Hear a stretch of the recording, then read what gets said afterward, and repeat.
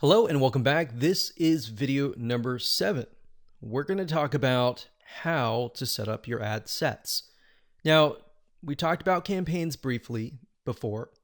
Ad sets, however, allow you to target specific groups, their locations, their countries, different audiences, their likes, their interests, the budget. You can specify that as well. So when you create different ad sets, you want to make sure that you create a different ad set for a different location.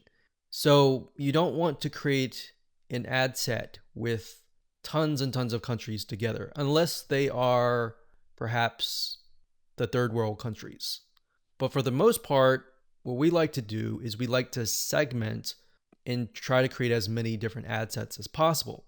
That way we kind of get more of a granular view of what's actually converting into page likes. So if we find out that maybe a specific city in a specific country is converting really, really well, then instead of targeting the whole country and losing money that way, you can instead target that specific city. And then your cost will actually drop because the engagement increases, right? So just keep that in mind when you create your ad sets. Now, Facebook is going to ask, what page would you like to promote? So in this case, you want to just click on that and specify that. And if we scroll down, the next section is audience. So we have custom audiences. So unless you are aware of what this is, just ignore it. But basically, custom audiences are, think of lists or email lists, basically, of people that have visited a certain page and hit your pixel. So if you do have a custom audience, you can enter that here. Now, for now, just ignore this. So if we scroll down further, it says location. So people who live in this location, everyone in this location, people recently in this location, or people traveling in this location. So that gives you a better idea of who to target. So if your product or service relates more to these, you may want to choose those. In this case, we always choose people who live in this location. A lot of times it will choose your country by default. So we're just going to click X here and it's going to say missing audience location. Now, in this case, we want to target the third world countries. So we've got Bangladesh here. And another thing that you have access to is regions. So if you click on browse, what Facebook will do is it'll list out regions. So we've got free trade areas, emerging markets, app store regions, the Europe area. So free trade, we can go to Asia down here. So Asia down here encompasses Australia, Brunei, Hong Kong. So these are actually what we call, some of these are actually tier 1. So we don't want to do that off the bat because that will just increase our costs. So what we like to do is, if you're not aware of what country to target, you can actually simply go to google.com, type in the keyword term, list of third world countries, and scroll down and just try to look for it. So it says third world countries 2019. Now, obviously this most likely is going to stay the same throughout the next few decades. But if we go back over here. Okay, so I scrolled down the page and I found a list of third world countries. So we can see a list, we can see the population here. So what we could do is we could sort by population. So as you can see, I mentioned Bangladesh because Bangladesh actually works fairly well in our past campaigns. So we've got that, we've got Ethiopia, we got Congo, Tanzania, Myanmar is another one. Let's see, Myanmar. Okay, so when we go back here, we can type in that country and we just click it like that. Now, I want you to know that some countries may not exist. So you might type in some and think, okay, where is it? It's because some of them just don't have access to Facebook at all, or Facebook hasn't been allowed into that territory yet.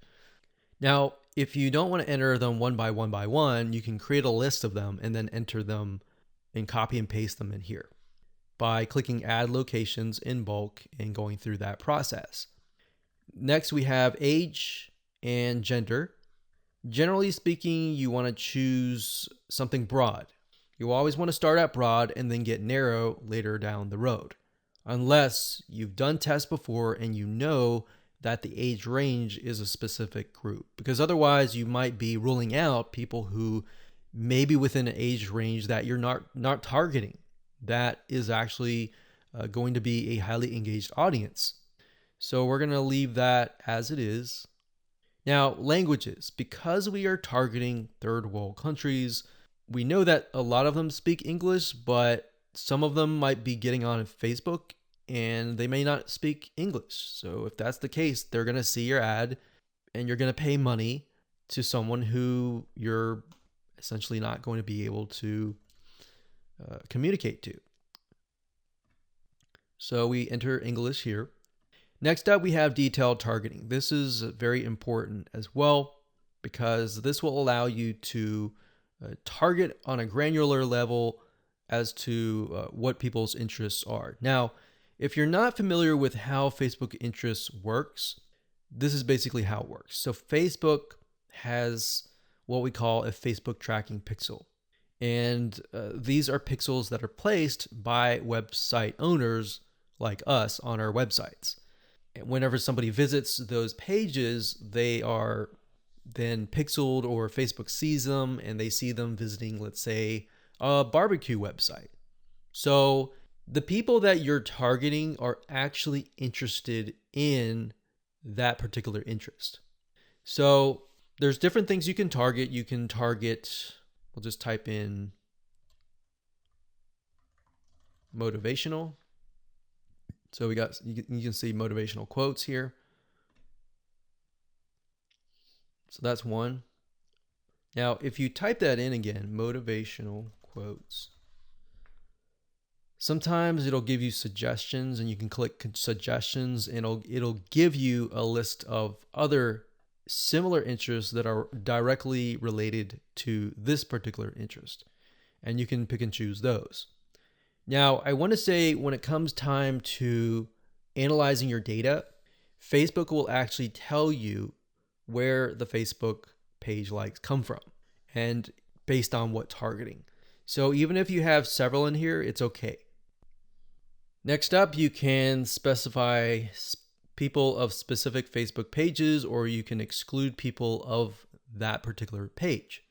Next up, we have automatic placements. In other words, where do you want Facebook to show your ads to the right people? So automatic placements, what that means is Facebook will use their artificial intelligence to place your ads.